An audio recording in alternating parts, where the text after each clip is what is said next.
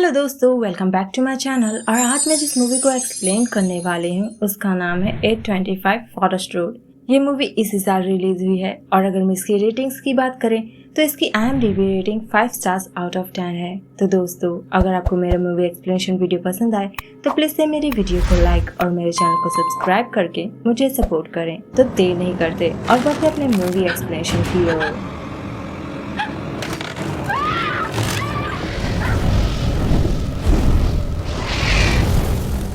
तो इस मूवी की शुरुआत में हम पहले एक लड़की एशली और उसके एक फ्रेंड को साथ में वीडियो कॉलिंग पर बातें करते हुए देख पाते हैं। और एशली की फ्रेंड जो थी वो एशली को अपनी आप बीती सुना रही होती है, तब की जब वो और उसकी माँ उसी टाउन में रहा करते थे और उसकी माँ वहाँ की एक लाइब्रेरी से बुक पढ़कर पागल हो गई थी, तो उसे वो बुक रिटर्न करने जाना पड़ा और वही बुक इस वक्त एशली पढ़ने में जुटी हुई थी और वहाँ के मैप्स के बारे में खोजबीन कर रही होती है। और शायद उसे कुछ पता चल गया था जो वो अपने फ्रेंड से शेयर कर रही होती है, जो उस टाउन का एक गहरा राज था। हर कोई उस राज के बारे में जानना चाहता था।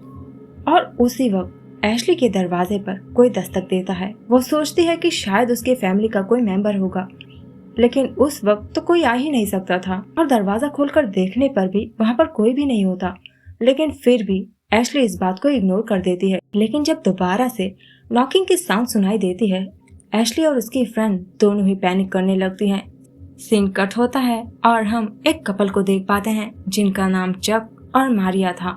चक इस टाउन में अपनी बहन इजाबेल और मारिया के साथ में रहने के लिए आया था और एक किफायती घर की तलाश में था। तो उसे ब्राउनी नाम की एक एजेंट घर दिखा रही होती है। जो घर वो दिखा रही होती है उसका दाम भी काफी ज्यादा कम था, इस कपल के बजट में था।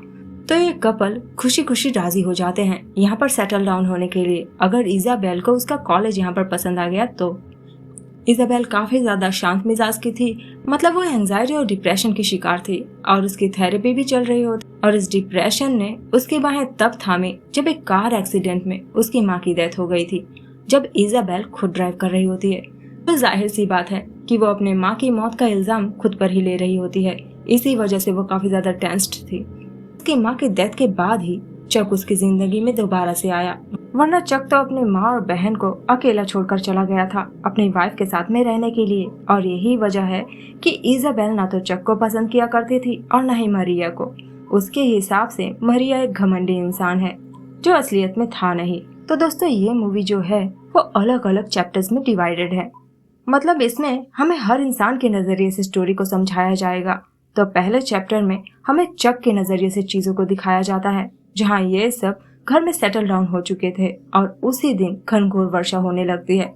ब्राउनी ने तो इन्हें ये बोलकर घर भेजा था कि छत अभी अभी रिपेयर की गई है, मगर इस वक्त तो छत टपक रहा था, जिसकी कंप्लेन उस वक्त चक कर रहा होता है उसे फोन पर फोटो वगैरह भेजकर।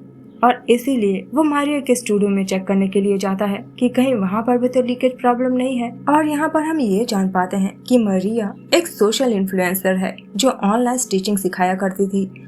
और यहाँ पर चक की सिर्फ एक ही कंप्लेंट थी कि मरिया ने उस क्रीपी सी मार्था नाम की मैनीक्वीन को अब तक अपने पास क्यों रखा हुआ है, क्योंकि चक मार्था को बिल्कुल भी पसंद नहीं किया करता था क्योंकि वो काफी ज्यादा बदसूरत दिखती थी। लेकिन मरिया की मार्था से काफी ज्यादा यादें जुड़ी हुई थी, तो वो उसे त्याग नहीं सकती थी। जिसके बाद चक यार्ड में चला जाता है जहाँ पर उसकी मुलाकात अपने नेबर लैरी से होती है। लैरी तब उससे बताने लगता है कि क्या तुम्हें नहीं पता था कि इस घर के प्रीवियस ओनर्स ने सुसाइड कर लिया था इसी घर के अंदर। जो बात सुन चक शॉक्ड रह जाता है, पर ये आम सी बात है। अधिकतर एजेंट्स जो होते हैं वो इसी प्रकार के होते हैं, बुरी चीजों को छुपा लेते हैं ताकि चीजें बिक जाएं। और इसके बाद चक ब्राउनी को कॉल करके हाउस लीक्स के बारे में बातें करने लगता है और हाउस लीक्स के फोटोज भी देखने लगता है लैपटॉप में, जिसमें उस वक्त उसे एक शॉट गन नजर आता है जो असल में जब उसने फोटो खींची थी तब वहाँ उस जगह पर नहीं था। लेकिन फिर भी वो इस शॉकिंग बात को इग्नोर कर देता है। और दूसरी सुबह जब चक सोकर उठता है तब वो देखता है कि मरिया की मार्था जो थी वो यार्ड में खड़ी है। और मरिया को जब ये बात पता चलती है तो वो काफी ज्यादा परेशान हो जाती है, क्योंकि मार्था ने जो ड्रेस पहनी थी वो काफी ज्यादा कीमती थी और भीग जाती तो खराब हो जाती। इस वजह से वो काफी ज्यादा परेशान हो जाती है और उसका शक उस वक्त इजाबेल पर ही जा रहा था कि कहीं उसने गुस्से में मरिया से रिवेंज लेने के लिए तो मार्था को बाहर नहीं खड़ा कर दिया। लेकिन इजाबेल को तो इसके बारे में कोई आइडिया नहीं था। और इसके बाद चक जब नीचे मार्था को लाने के लिए जाता है, लैरी फिर से उसके पास पहुंच जाता है हाल चाल पूछने के लिए, क्योंकि उसे चक की बहुत ही ज्यादा फिक्र हो रही थी। और चक तब उससे कहने लगता है कि ये उसकी बहन इजाबेल का काम हो सकता है। तो लैरी चक से कहने लगता है कि क्या इजाबेल डिप्रेस्ड रहती है, क्योंकि इस घर में जितने भी सुसाइड हुए हैं उसके हिसाब से देखा जाए तो डिप्रेस्ड लोग ही इसका शिकार बने हैं। तो लैरी चक को इजाबेल पर नजर रखने के लिए बोलता है और उसे खुश रखने के लिए कहता है। और इस वक्त इजाबेल भी नीचे आ चुकी थी, इसलिए लैरी तुरंत ही वहाँ से खिसकने की कोशिश करता है और चक को लाइब्रेरी से टाउन की हिस्ट्री के बारे में पता करने के लिए बोलता है और कहता है कि फ्रेंड्स ऑफ गार्डनिंग में तो वो हमेशा वेलकम्ड है। जो चक सोचता है कि शायद यहाँ पर पेड़ पौधे लगाए जाते होंगे। और हम तब दूसरे ही पल चक को लाइब्रेरी में देखते हैं, जहाँ पर वो दो वियर्ड चीजें नोटिस करता है, शेल्फ्स के बीच में पड़े बुक्स की पाइल्स को और दूसरी एशली को, जो वहाँ के टेबल पर बैठी हुई थी। और एशली वही है जिसे हमने मूवी के स्टार्टिंग में देखा था, पर अब उसकी हालत एकदम से ही खराब थी, डरी सहमी सी लग रही थी। तो चक उसका हाल चाल पूछने के लिए आ जाता है, तो वो चक को बुक्स रीड करने से रोक रही होती है और उसे टाउन छोड़कर जाने के लिए कह रही होती है। चक को लगता है कि एशली की दिमागी हालत खराब हो चुकी है, जिसके बारे में वो वहाँ के लाइब्रेरियन से बताने के लिए जाता है और उन बुक्स की फाइल्स के बारे में भी, जो सुनते ही वहाँ के लाइब्रेरियन का तो रिएक्शन ही चेंज हो जाता है, जैसे कोई गहरा राज छुपा हो इसके पीछे। और इसके बाद चक जब घर लौट कर आता है तो वो उस टाउन एशलैंड फॉल्स के बारे में बुक्स में देखने की सोचता है, मगर तभी ओलिविया नाम की एक लड़की उसके घर पर दस्तक देती है, जो उसे पियानो सीखने के लिए आई थी।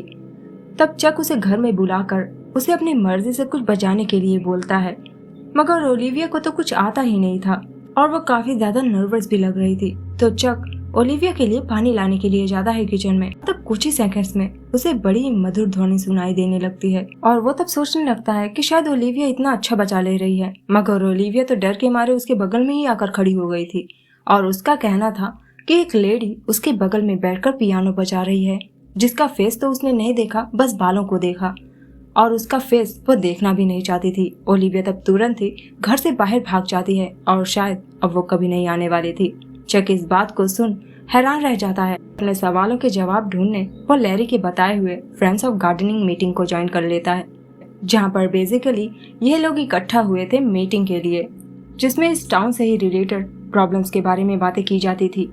और यहाँ पर सब अपने अपने प्रॉब्लम्स डिस्कस किया करते और चक को तब पता चलता है कि ये टाउन जो है असल में कर्स्ड है और एक हेलन नाम की औरत ने इस पूरे टाउन पर कर्स डाला है और वो इस पूरे टाउन को हॉन्ट किया करती है। मतलब चक के साथ में जो कुछ भी हुआ वो टाउन के सारे ही लोग हर रोज एक्सपीरियंस करते हैं और हॉन्टिंग का सबसे वर्स्ट फेज नाइटमेयर्स होता है। इंसान तो इसमें छटपटाता ही रह जाता है। चक को यहाँ पर एक और शॉकिंग बात पता चली कि जिस एशली से उसने कल लाइब्रेरी में बात करी थी, उसने शायद आज ही सुसाइड कर ली है और जो वो बुक के पाइल्स लगे पड़े थे, उसी बुक के पाइल पर चढ़कर किसी ने खुद को हैंग करके वर्षों पहले सुसाइड करा था। इसीलिए वो लाइब्रेरियन इतनी ज्यादा डर गई थी और वो भी इस मीटिंग में शामिल थे, क्योंकि अब तक ये चीजें थोड़ी शांत थी और इसीलिए ये लोग हर रोज यहाँ पर शांति से मीटिंग करने के लिए आते हैं। और यहाँ पर सबको पता है कि उसे रोका कैसे जाना था और ये लोग उसे तभी रोक सकते थे जब इन्हें 825 फॉरेस्ट रोड का पता मिल जाएगा,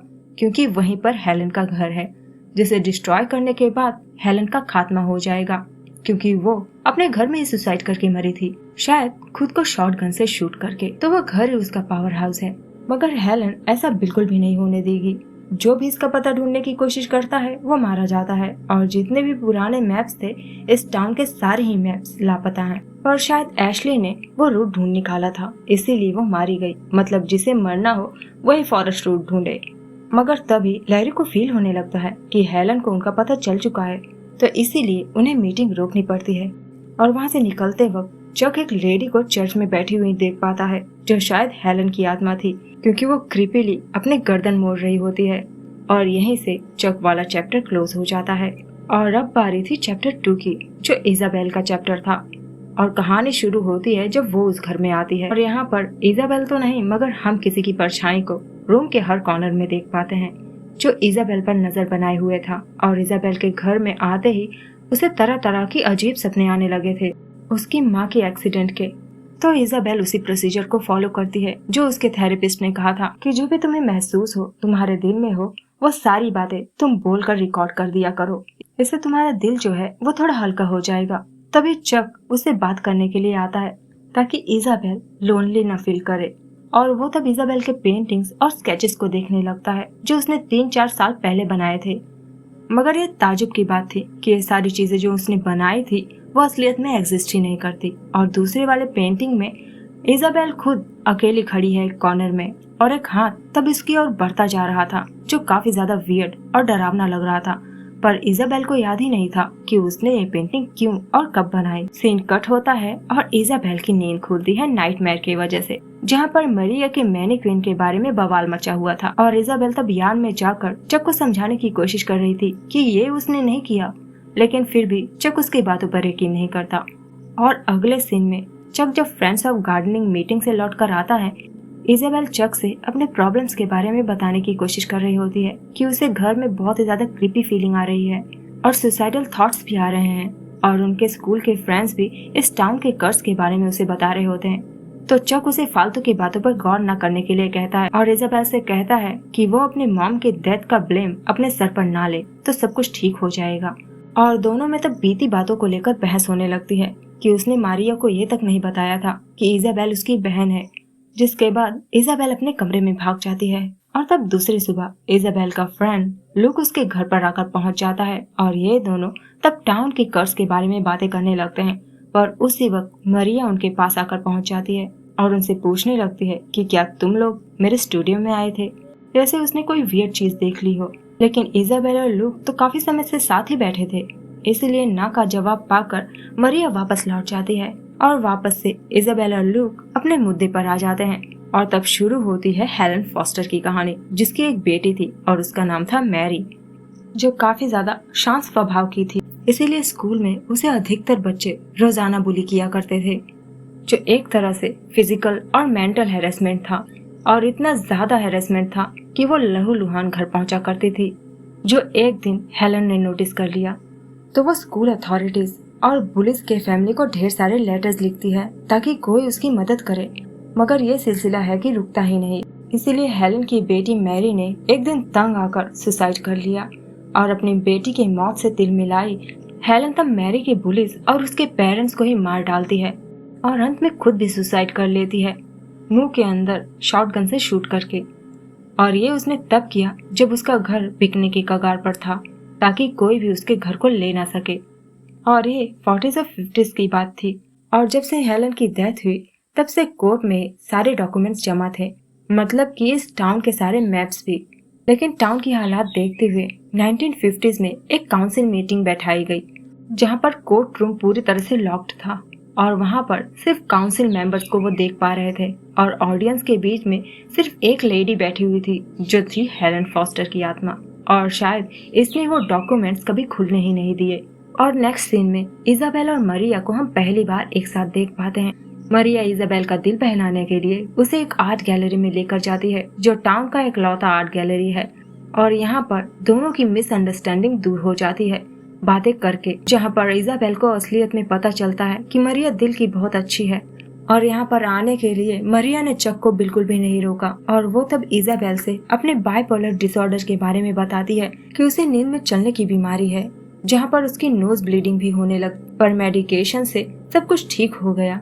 मगर ये तभी होता है जब वो मेडिकेशन को जारी रखेगी, और उसी वक्त आर्ट गैलरी में अफरा तफरी मच जाती है, क्योंकि पेंटिंग में किसी की शेडो आ गई थी, मतलब हेलन फॉस्टर की आत्मा। तब वहाँ के जो रिस्पॉन्सिबल मेंबर्स थे वो सबको वहाँ से बाहर खदेड़ देते हैं ताकि लोगों को कुछ न हो, जहाँ पर इन्हें भी घर वापस लौट आना पड़ता है। और उसी रात जब इजाबेल घर आती है उसे एक बड़ा भयानक नाइटमेयर आता है, यहाँ पर लाइट्स बार बार बंद करने पर भी चालू हो जा रही होती है, और अंत में इजाबेल तंग आकर बल्ब को ही निकाल ले आती है, लेकिन तब भी लाइट्स जल जाती है, जो इजाबेल को एकदम से ही डरा देता है। और तभी दरवाजे के साइड से एक क्रीपी सी एंटिटी उसे हॉन्ट करने के लिए आ जाती है, जिससे डर कर इजाबेल की नींद खुल जाती है। तब वो और भी ज्यादा डर जाती है जब सपने में निकाली हुई बल्ब रियलिटी में उसके बगल में ही पड़ी थी। वो तब समझ ही नहीं पाती कि ये सपना था या हकीकत, और अब तो वो और भी ज्यादा क्यूरियस हो गई थी। कि वो हेलन फॉस्टर के घर को ढूंढ ही निकालेगी उसका चैप्टर क्लोज करने के लिए, ताकि सब शांति से जी सके। और वो लूक से इसके लिए मदद मांगती है कि उसे 825 फॉरेस्ट रोड को ढूंढना ही होगा। मगर लूक इसमें नहीं इन्वॉल्व होना चाहता था। वो इजाबेल को भी रोकने की कोशिश करने लगता है, क्योंकि उसे पता था कि एशली की डेथ इसी की वजह से हुई थी। इनकी बातें चल ही रही होती है कि तभी इजाबेल को चक का फोन आ जाता है, जो उसे घर बुला रहा होता है मरिया को संभालने के लिए। और घर आकर वो देखती है कि मरिया काफी ज्यादा डरी हुई थी। और चक तब इजाबेल के आते ही उन्हें पैकिंग करने के लिए बोलने लगता है, क्योंकि वो घर छोड़कर जाने वाले थे। जो इजाबेल तुरंत ही अंदाजा लगा लेती है कि शायद चक जा रहा है फॉरेस्ट रोड को ढूंढने के लिए, जिसका मरिया को कोई आइडिया ही नहीं होता। तब चक के कहे अनुसार इजाबेल अपनी पैकिंग करने लगती है घर छोड़ने के लिए। लेकिन तभी लूक वहाँ पर हाजिर हो जाता है और इजाबेल की माँ की फोटो को देख वो कहने लगता है कि उसकी मॉम फोटो में काफी ज्यादा अलग दिख रही है, मगर असलियत में तो वो मर चुकी है। ये बात लूक को पता नहीं थी। मगर इजाबेल ये बात सुनते ही काफी ज्यादा शॉक्ड रह जाती है और लूक तब उसे बताने लगता है कि इसी लेडी ने उसे घर के अंदर वेलकम किया। जिसके बाद ये दोनों डरते डरते नीचे आते हैं और लूक डर के मारे घर से बाहर भाग जाता है। और उसके जाते ही इजाबेल की मॉम उसे बुलाने लगती है, जो हमें पता है कि हेलन फॉस्टर की आत्मा थी, जो आवाज आ रही थी किचन से।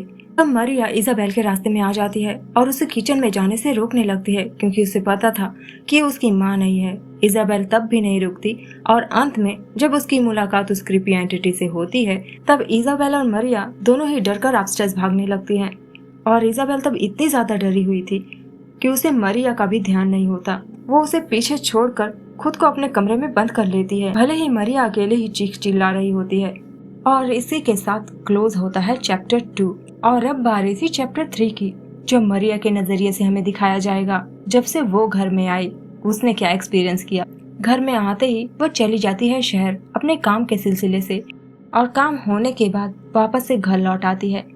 और हम फिर यहाँ पर उसकी सिचुएशन को समझ पाते हैं कि वो बेचारी कितनी ज्यादा एडजस्ट कर रही थी इजाबेल को खुश रखने के लिए, क्योंकि वो बेचारी एक सिटी में पली बड़ी थी और यहाँ पर उस घर में बहुत ज्यादा ठंड थी। और यहाँ घर के काम के साथ साथ उसे अपने वर्क को भी हैंडल करना पड़ रहा था, जो उसके ऊपर एक मेंटल और फिजिकल प्रेशर बना रहा होता है। तो उसकी बहन उसे वहाँ से निकलने के लिए बोल रही होती है कि ये सब उसकी बस की बात नहीं है। फिर भी मरिया इजाबेल के लिए उस टाउन में रुकने का फैसला करती है, जो उसकी सबसे बड़ी गलती थी।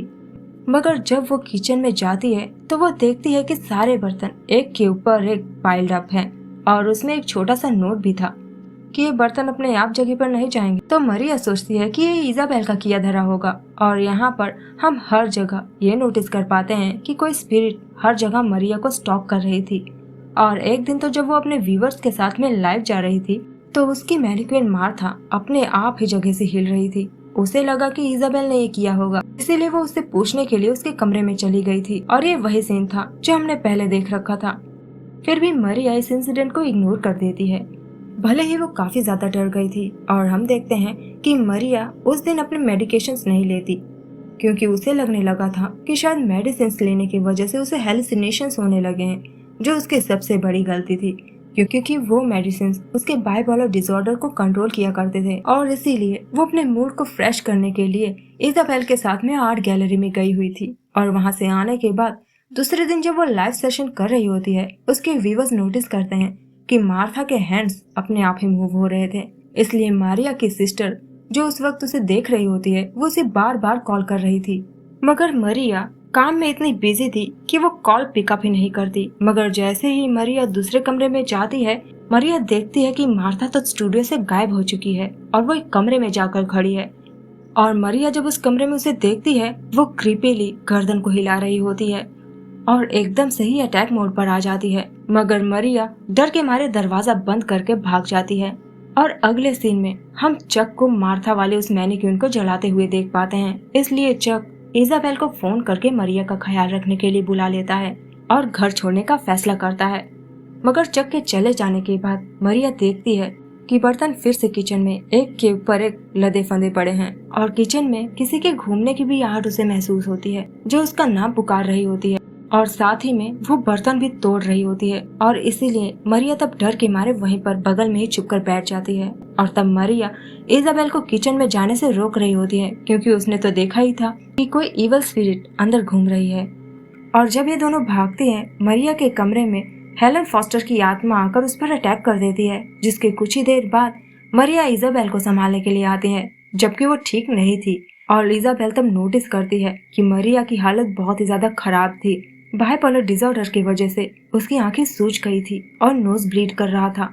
और फिर यहीं पर अंत होता है चैप्टर 3 का। और अब बारी थी फाइनल चैप्टर की, फॉरेस्ट रोड की, जहाँ पर शुरुआत में हम चक को देख पाते हैं जो घर वापस लौट आया था। और उसे तब पता चल जाता है कि मरिया ने अपनी दवाइयाँ मिस करी है, इस वजह से उसकी तबीयत खराब हो गई है।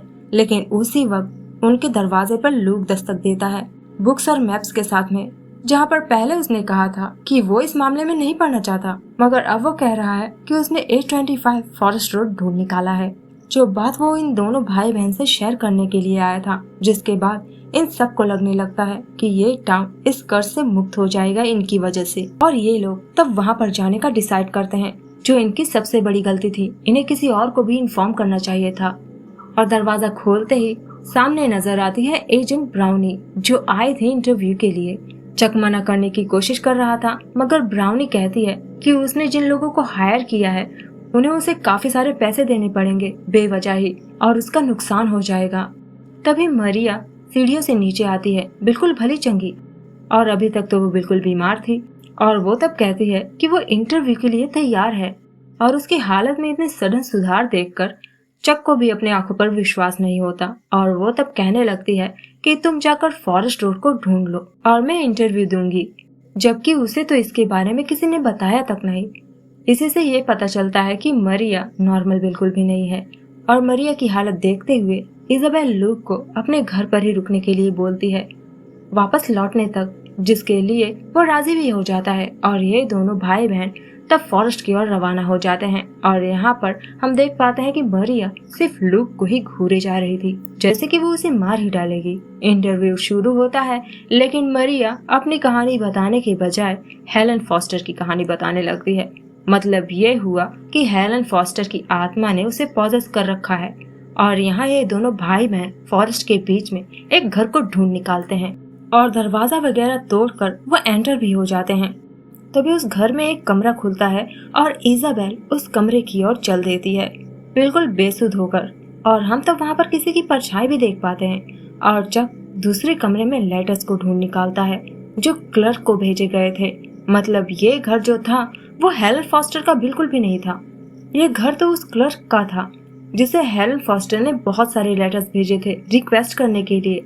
और हेलन की बात न मानने पर हेलन ने इन सबको मार दिया, पूरे परिवार सहित। और इन लेटर्स के ही जरिए चक के सामने एक और शॉकिंग सीक्रेट रिवील होती है, हेलन फॉस्टर के घर के एड्रेस को देखकर, जो उसमें लिखा हुआ था 15 रोज लेन, जो पुराने जमाने में उसी जगह का नाम था जहाँ पर इस वक्त चक की फैमिली रह रही होती है। मतलब कि ये हुआ कि ये लोग हेलन फॉस्टर के घर में रह रहे हैं, तो कैसे वो किसी को भी वहाँ पर जीने देगी। और चक को जैसे ही ये एहसास होता है कि सब खतरे में है, वो इजाबेल को ढूंढने लगता है। और इजाबेल उस वक्त ठीक वैसे ही पोजीशन में खड़ी हुई थी जैसे उसने पेंटिंग में बनाई थी 3-4 साल पहले। पता नहीं उसने कैसे प्रिडिक्ट कर लिया। और अब शायद इजाबेल भी पॉजेस्ड है। और यहाँ दूसरी ओर मरिया यानी हेलन फॉस्टर अपनी बेटी का नाम बताकर पूरे घर में कोहराम ला देती है और एकाएक सबको जान से मारने लगती है। पहले उस कैमरामैन को, फिर ब्राउनी को और अंत में लूक को। और मरिया तो उसके लिए एक इजी टारगेट थी ही, तो उसे उसने कैसे मारा ये नहीं दिखाया गया है। और यहाँ दूसरी ओर चक के आंखों के सामने से ही एक हाथ इजाबेल को घसीट ले जाता है और वो बेचारा अपनी बहन को छुड़ाने के लिए छटपटाता रह जाता है, जहाँ पर वो आत्माएं इजाबेल और चक दोनों को ही घसीट ले जाती हैं और दोनों ही मारे जाते हैं। क्योंकि यहाँ पर भी जो आत्माएं थी क्लर्क की फैमिली के, वो भी गुस्साई और आक्रोशित आत्माएं थी, इसीलिए उनकी भी आत्माएं इन्हें निगल गई। और इनके मौत के ही साथ फॉरेस्ट रोड का वो राज भी चला गया। और मूवी यहीं पर एंड हो जाती है। तो मिलते हैं नेक्स्ट वीडियो में, तब तक के लिए goodbye, take care and thanks for watching.